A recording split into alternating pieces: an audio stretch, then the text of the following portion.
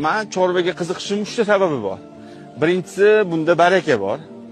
Ikkinchisi, bu kasb payg'ambarlarning kasbi bo'lgan. Uchinchisi, insonni kibrini sindiradi. Va eng yana muhimi, zo'r ideya.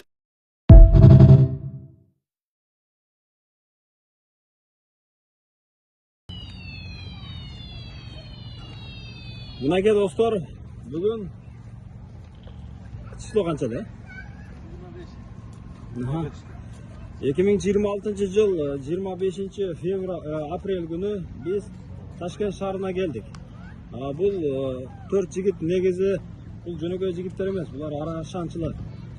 Arashanning koordinatorlari desak yanglishmaymiz. Mo'ljada bugungi ish shara bo'ladi, bugun ertang. Subota, воскресенье. İyilik olsun lan yigitler. Assalomu alaykum.